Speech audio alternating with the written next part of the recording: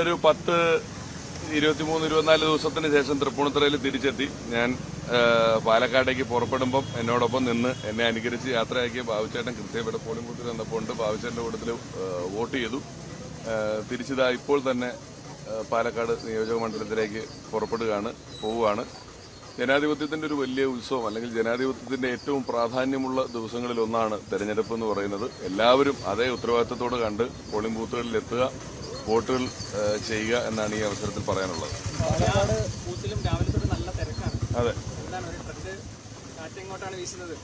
കാറ്റ് നല്ല കാറ്റ്, UDF അനുകൂല കാറ്റാണ് വീശിക്കൊണ്ടിരിക്കുന്നത്. അത് വളരെ സന്തോഷമുള്ള കാര്യമാണ്. എല്ലായിടത്തും ഞാനിപ്പം കഴിഞ്ഞ കുറച്ച് ദിവസം പാലക്കാട് തന്നെ ആയിരുന്നല്ലോ കൂടുതലും ഉണ്ടായിരുന്നത്. രാവിലെ ഒരു 4 മണി മുതൽ ഇവിടുന്ന് ബാബുച്ചേട്ടന്റെ ഷാളും അനുഗ്രഹവും മേടിച്ച് പോയി അവിടെ ചെന്ന് കയറി അന്ന് മുതൽ ഇന്ന് വരെ രാവിലെ ഒരു 4 മണി മുതൽ മാർക്കറ്റിൽ പോകുന്ന മുതൽ രാത്രി 1 മണി വരെ എന്നാൽ കഴിയുന്ന രീതിയിലെല്ലാം ഞാൻ ജനങ്ങളെ കാണുകയും അഡ്രസ് ചെയ്യുകയും ചെയ്തിട്ടുണ്ട്. ഞാനിവിടുന്ന് പോകുമ്പോൾ പറഞ്ഞ വാക്ക്, ഒരു ഫെയർ പൊളിറ്റിക്സ് എന്നൊരു വാക്ക് ഞാൻ ഉപയോഗിച്ചു. ഞാൻ ഇത്രയും ദിവസം എൻ്റെ മറുപക്ഷത്തുള്ള ഒരു സ്ഥാനാർത്ഥികളുടെയും പേര് പറയുകയോ വ്യക്തിപരമായി ആരെങ്കിലും പരാമർശങ്ങൾ കൊണ്ടോ നോക്കുകൊണ്ടോ വാക്കുകൊണ്ടോ അറ്റാക്ക് ചെയ്യുകയോ ഒന്നും ചെയ്യാതെ ജനങ്ങളുമായിട്ടാണ് നമ്മൾ സംവേദിക്കേണ്ടത് എന്ന ഉത്തമ ബോധ്യത്തോടുകൂടി പരമാവധി ജനങ്ങളെ കണ്ടു. പാലക്കാട് നിയോജക മണ്ഡലത്തിലെ എന്നെ കൊണ്ട് കഴിയാവുന്നത്രയും ആളുകളെ അഡ്രസ് ചെയ്തിട്ടുണ്ട്. അപ്പോൾ അതിൻ്റെയൊക്കെ ഒരു ഗുണം വരും.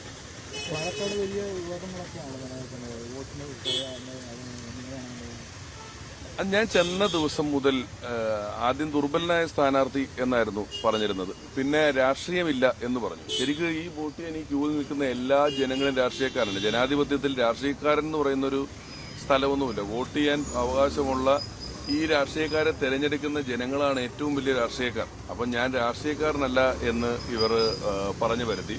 അതേ തുടർന്ന് ഞാൻ പറയുന്നതും പറയാത്തതുമായ സ്റ്റേറ്റ്മെന്റുകളെല്ലാം ഓരോ ചാനലിലെ എംബ്ലം വെച്ച് കാർഡുകൾ ഉണ്ടാക്കി അവിടെ മുഴുവൻ പറഞ്ഞു വരുത്തി. അപ്പം ഞാൻ കുറച്ച് ദിവസങ്ങളായിട്ട് നമ്മുടെ പ്രവർത്തകരിൽ നിന്ന് പലരും ഇത്തരത്തിൽ പണം കൊടുക്കുന്നുണ്ട്, സാരി കൊടുക്കുന്നുണ്ട് തുടങ്ങിയ കാര്യങ്ങൾ എന്നെ അറിയിച്ചിരുന്നു.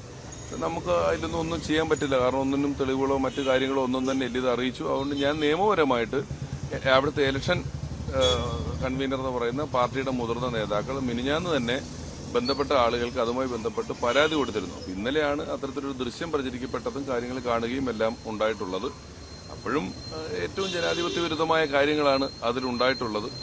അതിനുശേഷം ഇന്നലെ രാത്രി, രാവിലെ പാലക്കാട് വിളിച്ച പറഞ്ഞത് വ്യാപകമായി എന്റെ പോസ്റ്ററുകളും ഫ്ലക്സ് ബോർഡുകളും എല്ലാം അവിടെ നശിപ്പിക്കപ്പെട്ടിരിക്കുന്നു. എല്ലാ സ്ഥലങ്ങളിലും പ്രവർത്തകർ, BJPയുടെ പ്രവർത്തകർ അത് മുഴുവൻ നശിപ്പിച്ചിരിക്കുന്നു എന്നുള്ളതാണ് ഇപ്പോൾ രാവിലെ പാലക്കാട് നിന്ന് അറിയാൻ കഴിഞ്ഞത്. മറ്റൊരു കാര്യം ഒരു കഥ വന്നിട്ടുണ്ട്. ഞാൻ ഇന്നലെ ഞാൻ ഒരു കാര്യം പറയാം. ഞാൻ പാലക്കാടൂടെ നടക്കുന്ന ഒരു വീഡിയോ എടുത്തിട്ട് ഫ്ലിപ്പ് ചെയ്തിട്ട് എന്റെ മുണ്ട് ഇടത്തേക്കാക്കിയിട്ട് ഇടത്തേക്ക് മുണ്ടെടുത്ത് നടക്കുന്ന മതേതരനെ കണ്ടുവെന്നും പറഞ്ഞ് പ്രചരിപ്പിച്ചതാണ് അവിടെ വീഡിയോ ഫ്ലിപ്പ് ചെയ്തിട്ട്. അങ്ങനെ ഇന്നലെ അതിനെന്തെങ്കിലും എന്റെ ഒരു മറുപടി വരികയും എല്ലാ ന്യൂസിന്റെയും ഹെഡ്ലൈൻ മാറുകയും, കാരണം ഇതിന് ന്യൂസിൽ ഇതൊരു ഹോട്ട് കേക്ക് ആണല്ലോ, ഇങ്ങനെ എന്തെങ്കിലും കിട്ടിയാൽ വാർത്ത മറിയുന്നെങ്കിലും മറിയട്ടെ എന്നോർത്ത് പറഞ്ഞതായിരിക്കണമെന്ന് ഞാൻ വിശ്വസിക്കുന്നു. അതുകൊണ്ടാണ് ഞാൻ പ്രതികരിക്കായിരുന്നത്. പിന്നെ ഇന്നലെ എന്ന ദിവസം മറുപക്ഷത്തുള്ള സ്ഥാനാർത്ഥികളെ പറ്റി മാധ്യമങ്ങളോട് സംസാരിക്കുന്നത് നിയമവിരുദ്ധമാണെന്നാണ് എന്റെ അറിവ്. അതുകൊണ്ടാണ് ഇന്നലെ ഞാൻ അവിടെ ഒന്നും പ്രതികരിക്കാത്തത്. എന്റെ വായിൽ നിന്ന് നിയമവിരുദ്ധമായ ഒരു കാര്യം വരരുത്, ഞാനത് ചെയ്യരുത് എന്നുള്ളത് കൊണ്ടാണ് ഞാനത് പ്രതികരിക്കാതിരുന്നത്.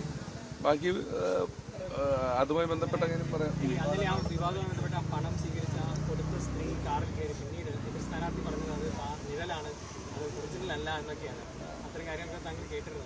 ഞാൻ ഇന്നലെയൊക്കെ നല്ല ഓട്ടത്തിലായിരുന്നു. ഞാൻ കുറച്ച് രാത്രിയൊക്കെ കേട്ടു.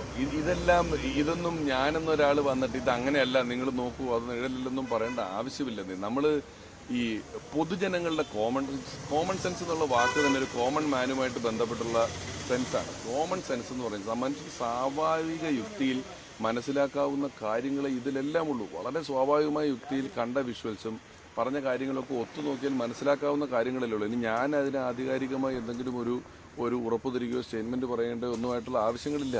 വലിയ ജനാധിപത്യ വിരുദ്ധമായ ജനങ്ങൾക്ക് വേണ്ടി ആളുകളെ തെരഞ്ഞെടുക്കുന്ന ഒരു പ്രോസസ്സിൽ ഇത്തരത്തിലുള്ള സ്വാധീനങ്ങളും കാര്യങ്ങളും ഒക്കെ ചെയ്യുക. ഞാൻ എവിടെ പറഞ്ഞതുപോലെ ഐക്യ ജനാധിപത്യ മുന്നണി എന്ന് പറയുന്ന ഈ പാർട്ടി, ഈ മുന്നണിക്ക് ഇപ്പോൾ ഇതിന്റെ ആദ്യത്തെ 2 വാക്കുകൾ സംരക്ഷിക്കുക എന്നുള്ളതാണ് ഏറ്റവും വലിയ ഉത്തരവാദിത്വം. അതിലൊന്ന് ഐക്യവും മറ്റൊന്ന് ജനാധിപത്യവുമാണ്. അതിനുവേണ്ടിയാണ് ഏറ്റവും സ്ട്രോങ് ആയിട്ട് നിലകൊള്ളുന്നത്. ഇപ്പൊ ദുർബലനാണെന്നും രാഷ്ട്രീയക്കാരനല്ലെന്നും ഒക്കെ ഉറക്കെ പരസ്യമായി എന്നെ വിളിച്ചു പറയും. അതിനുശേഷം ഈ ദുർബലനായ എന്നെ എന്തിനാണ് ഇവർ ഇത്രയും ഭയക്കുന്നതെന്നും ഇത്രയും അറ്റാക്ക് ചെയ്യുന്നതെന്നും എനിക്കറിയില്ല. കാരണം ഞാനിതിന് നിന്നിട്ടില്ല. ഞാൻ എൻ്റെ ഫോക്കസ് അവിടെ ഇറങ്ങിയത് മുതൽ ഇതുവരെ ഒരു തരത്തിൽപ്പെട്ട തലക്കെട്ടുകൾക്കും എൻ്റെ ഒരു അഭിപ്രായം വരരുതെന്നുള്ള പൂർണ്ണ ബോധ്യത്തോടെയാണ് നടന്നിട്ടുള്ളത്.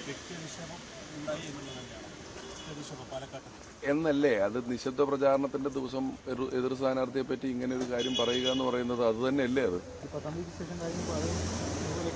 അങ്ങനെ എന്തെങ്കിലും ഉണ്ട്. ഇന്നലെയൊക്കെയല്ലേ അത് വരുള്ളൂ. ജനങ്ങള് പാലക്കാട് ജനങ്ങളോട് ഉത്തരവാദിത്വം ഉണ്ടെങ്കിൽ അത് ഇലക്ഷൻ കഴിഞ്ഞിട്ടാണോ?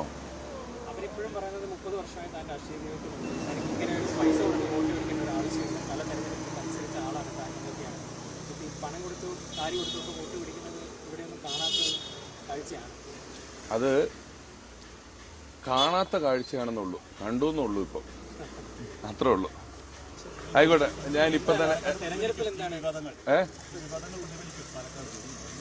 ഞാൻ ഇന്ന് പറയാൻ പാടില്ല അതിനെക്കുറിച്ചൊന്നും.